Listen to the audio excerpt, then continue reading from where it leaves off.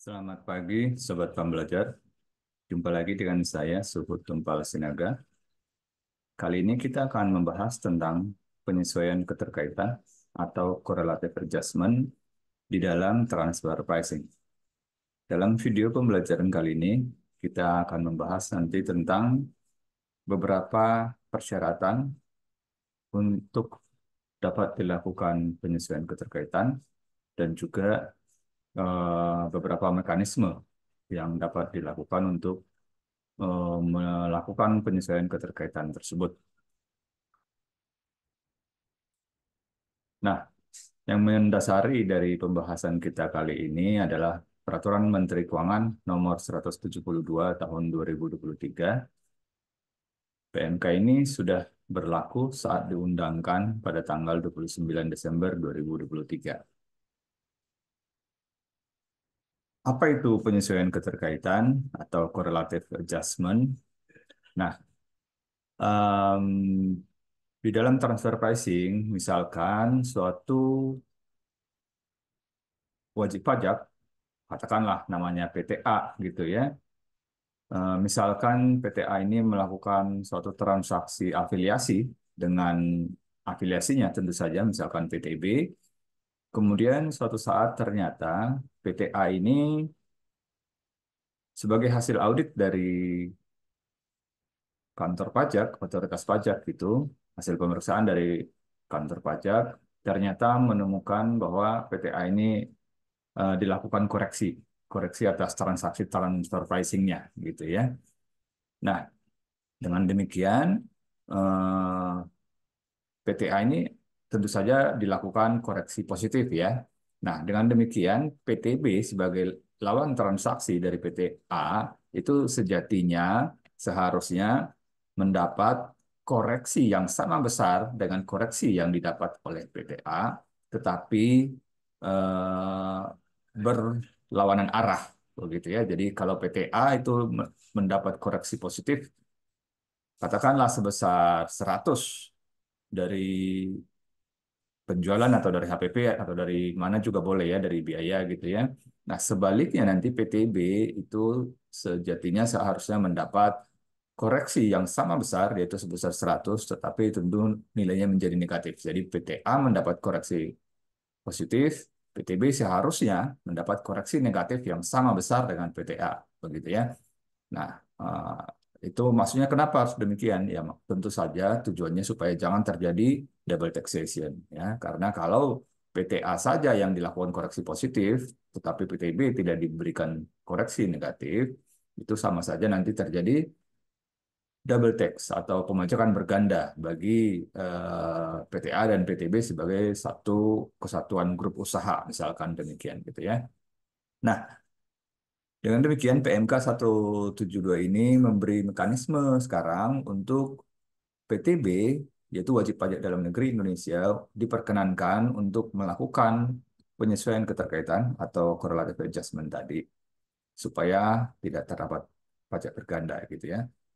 Nah, sebenarnya kondisi penyesuaian keterkaitan ini bisa terjadi dua hal. Pertama, yaitu apabila koreksi transfer pricing yang semula atau dapat juga kita sebut sebagai eh, koreksi primer gitu ya, yang dialami oleh PTA, itu dalam konteks tadi kita sebutkan dia dilakukan oleh Otoritas Pajak Indonesia, yaitu DJP gitu ya.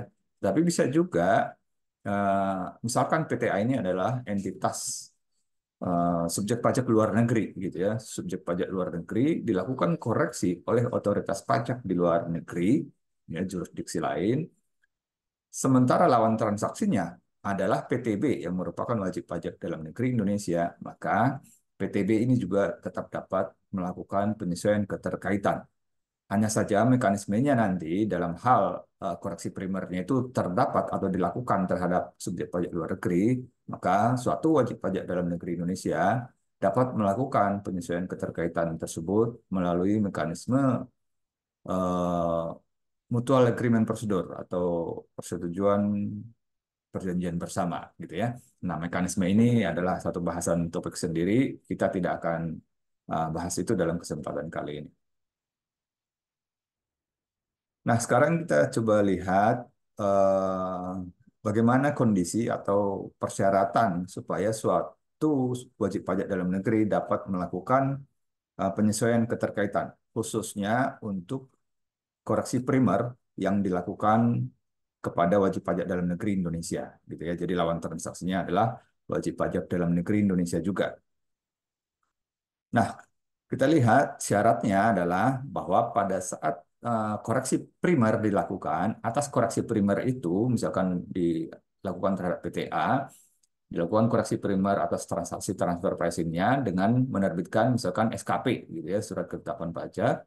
Nah, syaratnya pertama bahwa koreksi transfer pricing yang dilakukan oleh DJP itu harus disetujui oleh wajib pajak, tentu saja PTA dalam hal ini ya, yang mendapat koreksi primer. Jadi wajib pajak harus menyetujui koreksi transfer pricing yang dilakukan oleh DJP. Persetujuan ini tentu saja dilakukan pada saat mekanisme SPHP dilakukan ya, yaitu surat pemberitahuan hasil pemeriksaan. Nah, di sana apabila wajib pajak menyatakan setuju atau tidak setuju begitu ya di dalam SPHP itu dan tanda tangan nanti. Jadi harus disetujui. Kalau tidak setuju di dalam SPHP, maka lawan transaksi dari PTA yaitu afiliasi dari PTA yaitu misalkan dari PTB itu tidak diperkenankan untuk melakukan penyesuaian keterkaitan atau correlative adjustment gitu ya. Jadi syaratnya pertama harus disetujui ya, koreksi primernya harus disetujui.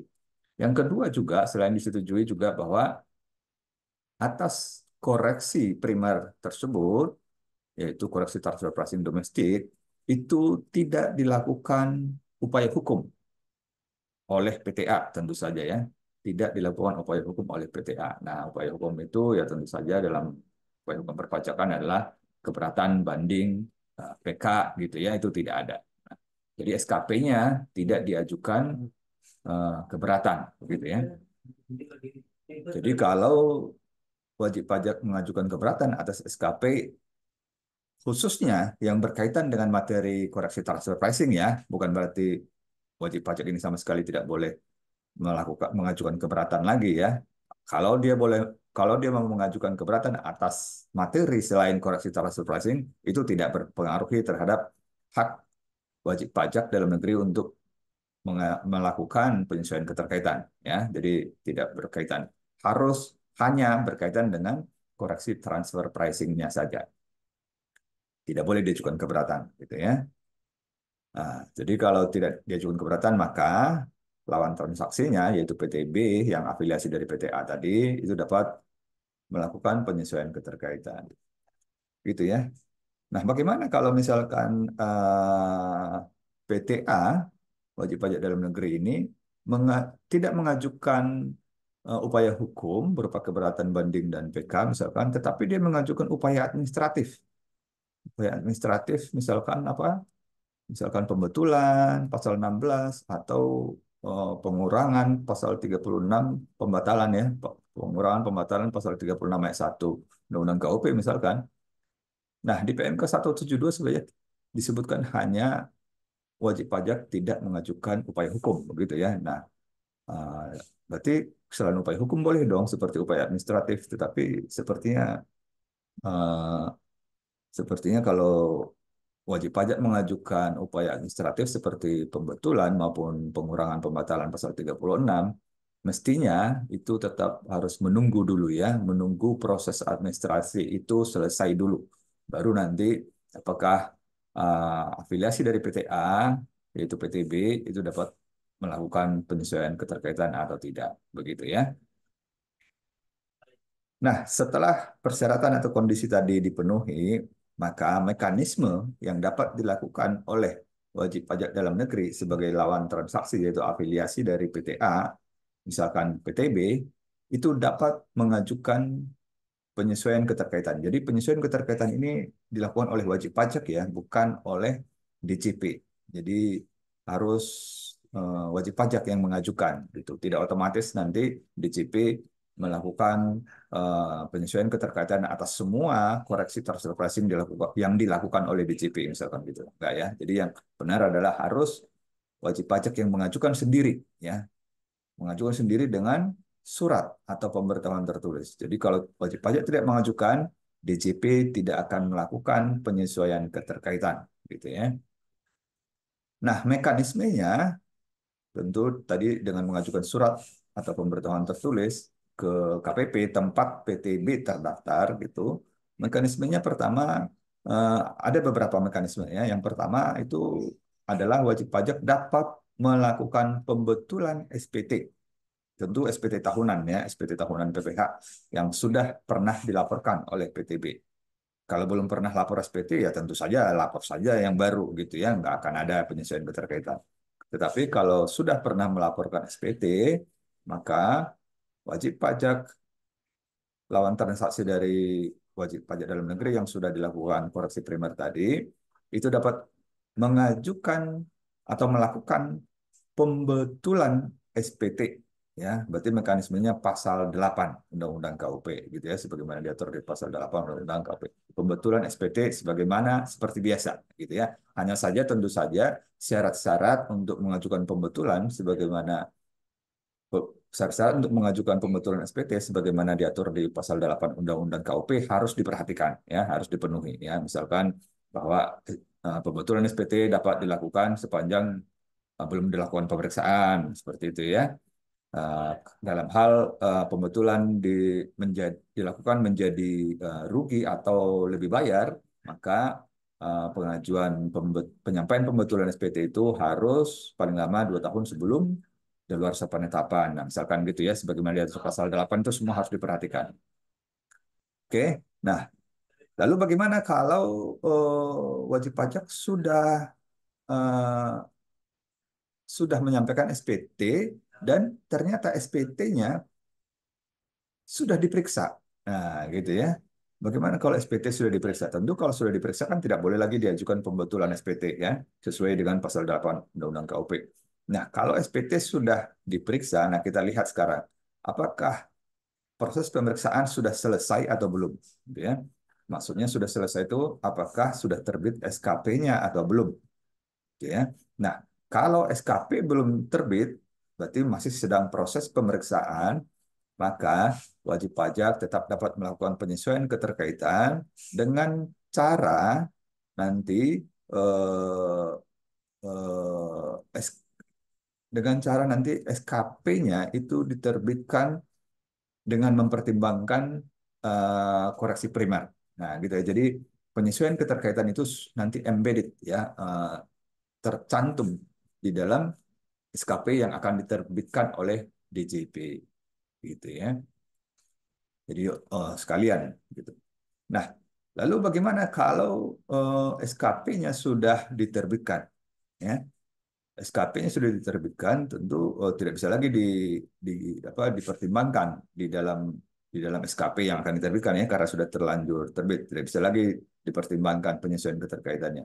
Nah, dalam hal demikian, eh, wajib pajak dapat mengajukan agar dilakukan pembetulan SKP. Ya, jadi ini pembetulan SKP sebagaimana diatur di dalam pasal 16 Undang-Undang KUP ya. Jadi pembetulan secara jabatan gitu ya. Jadi SKP yang sudah terbit nanti diajukan supaya dapat dilakukan pembetulan oleh DJP, oleh KPP gitu secara jabatan berdasarkan ketentuan pasal 16 Undang-Undang KUP. Nah, begitu. Jadi eh, harusnya tidak ada masalah ya, karena penyesuaian keterkaitan ini nanti harusnya eh, sepanjang semua persyaratan dan mekanisme ini dipenuhi, tentunya tidak ada masalah, mestinya akan langsung diterima atau maksudnya dikabulkan oleh KPP untuk menjadi hak dari wajib pajak, begitu ya. Nah, cuman kalau ternyata ini semua tidak terpenuhi, artinya ternyata SKP-nya, SKP yang sudah diterbitkan ternyata sedang diajukan upaya hukum. Nah, ini yang juga menjadi masalah ya. Jadi kalau tadi itu pembetulan mekanisme pembetulan SKP secara jabatan sesuai pasal 16 itu dapat dilakukan sepanjang SKP yang diterbitkan kepada PTB itu tidak diajukan upaya hukum juga ya, tidak ada keberatan banding dan seterusnya gitu ya. Nah, tetapi kalau ternyata wajib pajak sedang mengajukan sedang mengajukan upaya hukum juga atas SKP PTB, maka dalam hal demikian wajib pajak tidak dapat memperoleh penyesuaian keterkaitan. Ya, jadi tidak ada mekanisme pembetulan SPT maupun di pertimbangan di dalam SKP maupun nanti pembetulan secara jabatan SKP sesuai pasal 16. Jadi bagaimana dong penyesuaian keterkaitannya? Ya, paling nanti itu tentu urusan di upaya hukumnya, ya. Apakah itu sedang menunjukkan keberatan banding, ya nanti di sana disilahkan diajukan untuk mengakomodir dari penyesuaian keterkaitannya. Begitu ya. Nah, demikian mungkin untuk simulasi penyesuaian keterkaitan ini nanti kita akan buatkan dalam satu video tersendiri. Demikian yang bisa kita sampaikan. Terima kasih atas perhatiannya. Semoga bermanfaat.